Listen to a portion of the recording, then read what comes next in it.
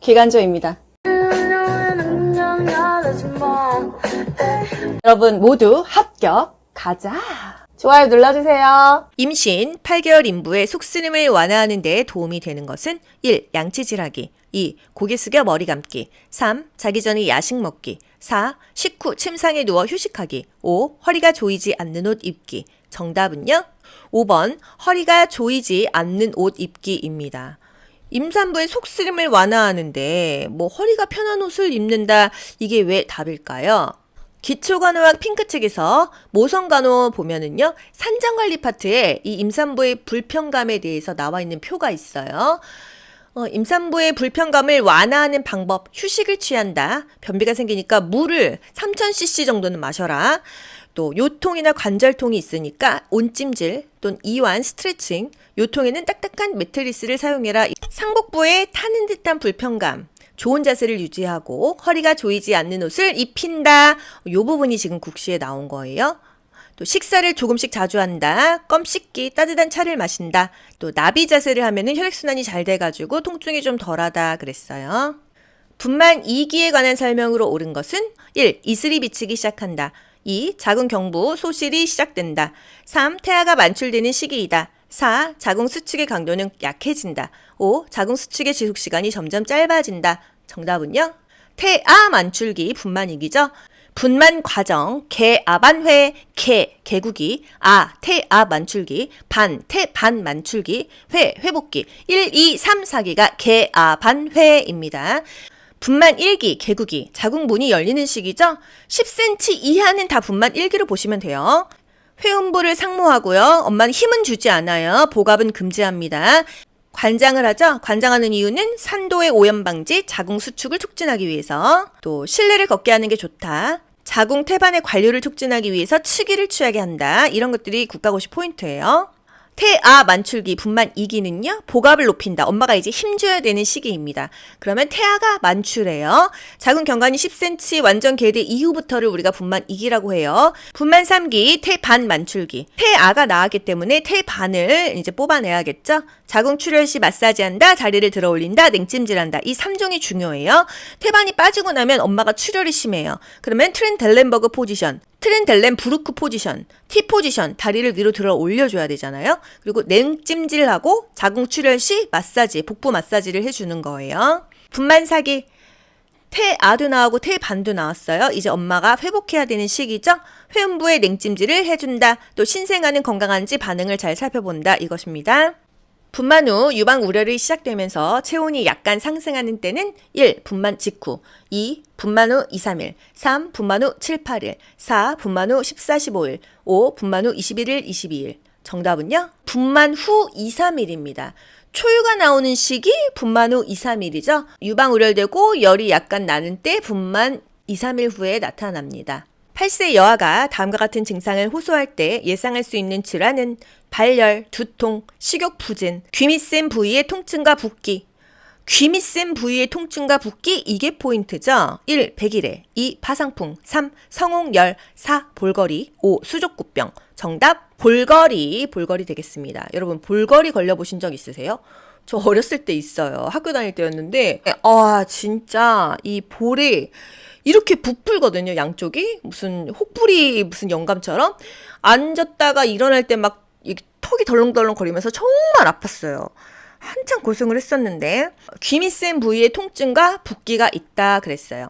유행성 이하선염, 볼거리, 멤프스 또는 맘프스라고 합니다.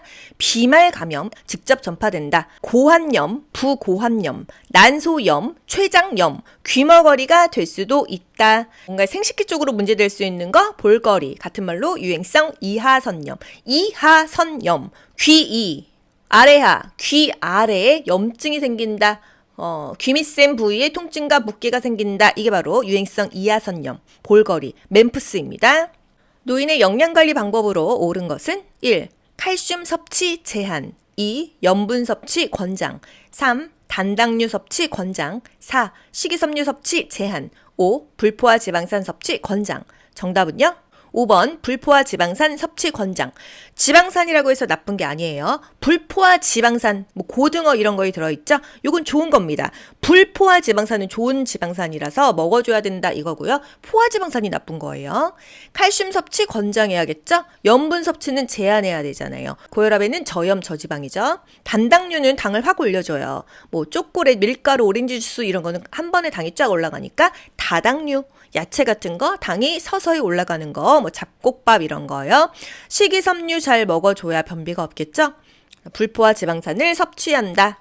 나트륨이 뭐예요? 소금이죠. 소금을 우리가 나트륨이라고 안 하고 소듐 이렇게 나와도 아셔야 돼요. 소듐이 뭐야? 그냥 소금이다 이렇게 생각하세요. 발음상의 차이래요. 뭐 독일어냐 영어냐 이거 발음상의 차이인데 나트륨이 소듐으로 나와도 여러분 이거 소금이야 소금 이렇게 아시면 좋겠습니다. 협심증 환자가 건강관리에 대해 말한 내용 중 옳은 것은 1. 녹차를 많이 마시는 것은 도움이 됩니다. 2. 하루에 5개비 이하의 흡연은 가능합니다. 3. 육체적으로 필요하지 않게 활동을 조절해야 합니다.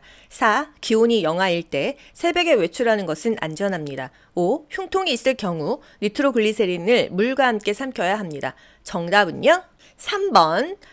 필요하지 않게 활동을 조절해야 합니다. 이게 가장 옳은 것이 되겠어요. 녹차 많이 마시는 게 협심증에 도움이 돼요. 이건 카페인인데 하루에 5개비 이하의 흡연은 가능합니다. 담배는 금연하는 게 좋아요. 기온이 영하일 때 새벽에 외출하면은요 심장에 무리가 가죠. 또 뇌졸중도 올 수가 있어요. 흉통이 있을 경우 니트로글리세린을 물과 함께 삼켜야 합니다. 뭐 물하고 먹어도 문제는 없겠지만 니트로글리세린은 혀 밑에 설하투여해서 그냥 혓바닥에 넣어서 금방 녹는다. 이게 포인트니까요. 물 필요 없다 이 얘기예요. 니트로글리세린이든 뭐 니트로글리세린이든 발음이 조금 다르게 나와도 여러분 아셔야 돼요.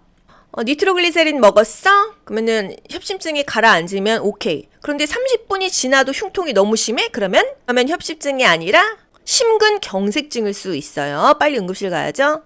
뇌척수의 흐름의 장애로 다량의 뇌척수액이 뇌실에 저류되어 두개 내압을 높이는 질환은 일단 문제를 이해하고 넘어가셔야 돼요. 뇌척수액의 흐름이 장애가 생겨가지고 다량의 뇌척수액이 뇌실에 저류돼요. 저류가 뭐예요? 모여가지고 쌓여가지고 두개 내압을 높이는 질환은 1. 수두증 2. 뇌졸중 3. 파킨슨 4. 경막하 출혈 5. 일가성 허혈 발작 정답은요? 수두증입니다. 수두증이 뇌척수액이 쌓여가지고 두개 내압이 높아지는 질환이에요. 수두증 우리 교과서에 어디에 있죠? 성인간호에 신경계 질환 파트에 팁에 보면 있어요. 팁. 수두증 같은 말로 뇌수종이라고 해요. 그냥 가볍게 들어보세요.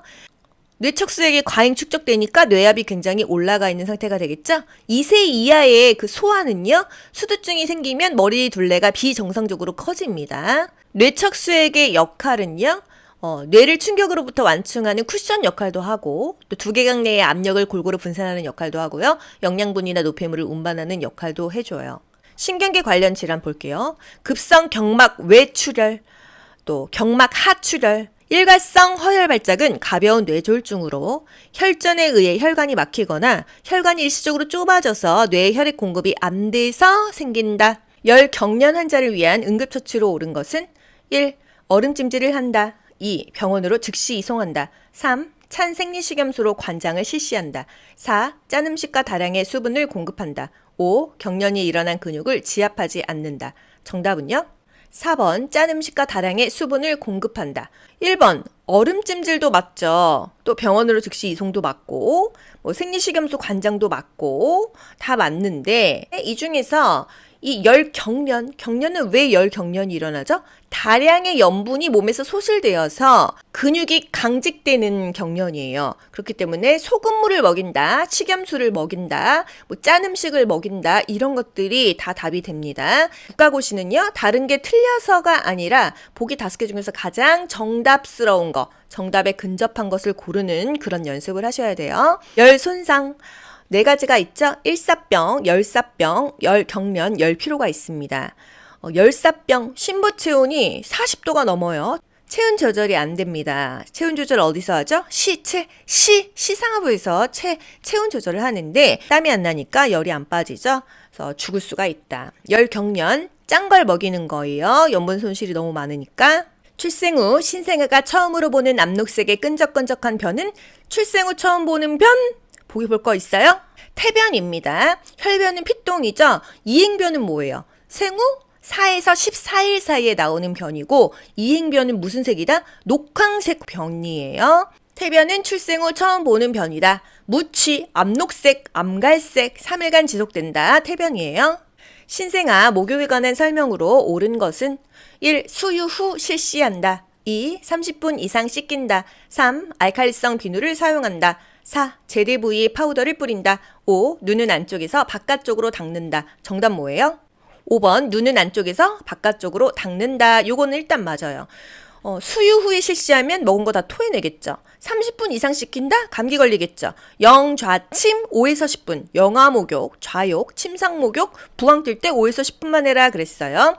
알칼리성 비누보다는 중성 비누가 좋겠죠. 자극 없이. 제대 부위에 파우더를 뿌린다? 파우더 뿌리지 않습니다. 제대 부위, 탯줄 부위, 신생아니까 소독해야 되겠죠. 75%의 유수 알코올로 소독한다. 신생아의 목욕, 조산하는 오일 목욕이나 통 목욕할 때 발부터 담그죠. 또 5에서 10분 안에 빨리 목욕을 마쳐야 체온이 떨어져서 감기가 걸리는 것을 막을 수가 있다.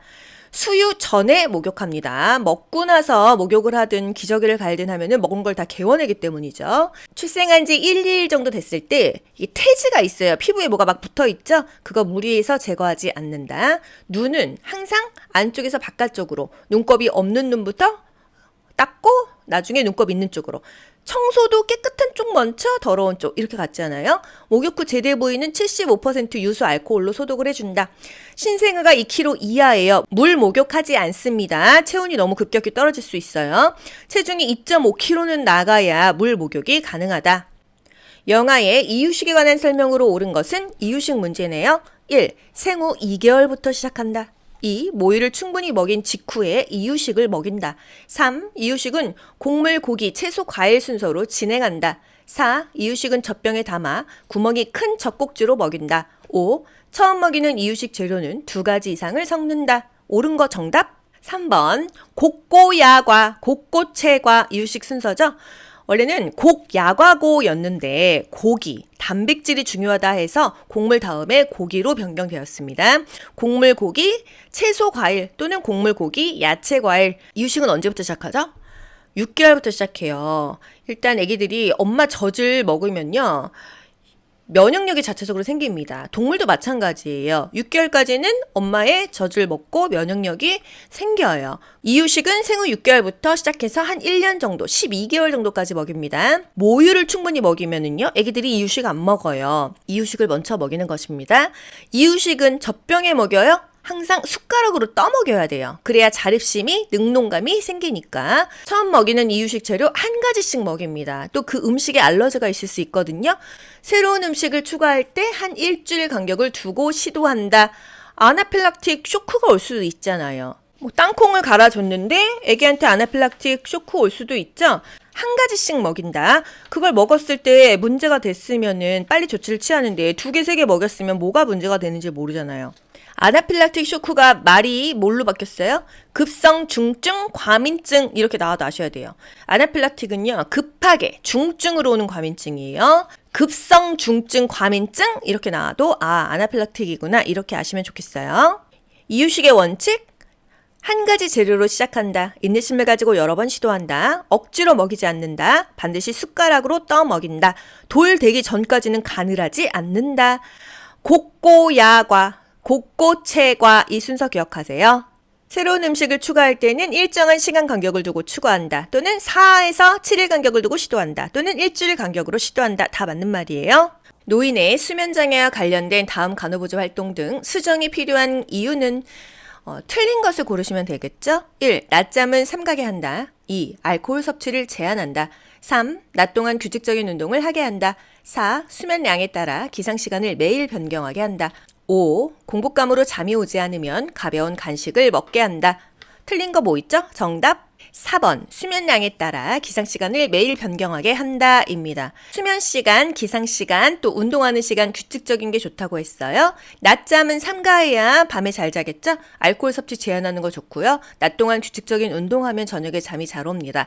공복감으로 잠이 오지 않는다면요, 가벼운 간식, 따뜻한 우유를 먹게 하는 거 괜찮다는 거. 노인의 수면 교육, 불면 예방법. 일단 매일 규칙적인 적절한 운동, 또 잠자기 직전인 운동을 피해라. 같은 시간에 일어나라. 수면을 방해하는 성분의 약을 먹지 말고 수면제도 웬만하면 먹지 말아라. 정해진 기상시간에 일어나서 낮 동안에 규칙적으로 운동을 해라. 낮잠은 피해라. 취침 전에 카페인 섭취는 제한한다. 알코올 먹지 말아라. 또 공복으로 잠이 안 오면 간단한 먹거리를 제공한다. 이 정도입니다. 환경 자극을 주지 않는다. 이런 것들이 숙면할 수 있는 방법이죠. 낙상의 발생 위험이 낮은 환자는 1. 파킨슨병 환자, 2. 후각이 소실된 환자, 3. 무릎 퇴행 관절염 환자, 4. 진정제를 복용 중인 환자, 5. 망막 박리 수술을 받은 환자. 정답 2번 후각이 소실된 환자, 파킨슨병 환자. 몸을 덜덜덜덜 떨고 다리를 좀 끌기 때문에 넘어질 수 있겠죠? 3번 무릎 퇴행 관절염 환자, 또 4번 진정제 복용 중인 환자, 어지러워서 넘어질 수가 있고요. 또 5번 망막 박리 수술 받은 환자, 시야가 잘 안 보이면 낙상 위험이 있습니다. 후각이 소실된 거 불편은 하겠는데 넘어지는 거랑은 큰 관련이 없다, 이런 문제였어요. 노인의 낙상 유발 요인, 시력장애, 청각이 손상됐을 때 낙상할 수 있겠죠? 뒤에 차가 오는데 빵빵해도 소리가 안 들려요. 위험하다 이거예요. 다양한 약물을 먹었을 때 어지러움을 느낄 수 있고 현기증이 날 수가 있다. 또 낙상 경험이 있는 사람, 한번 다쳤던 사람이 더 쉽게 다칠 수가 있고요. 우울감, 흥분, 배뇨장애 있는 사람이 더 잘 넘어진다. 신발이 높거나 바닥이 미끄러울 때도 넘어지겠죠? 낙상 예방하기 위한 간호보조 활동은 낙상 문제는 한 문제씩 꼭 나오는 것 같아요.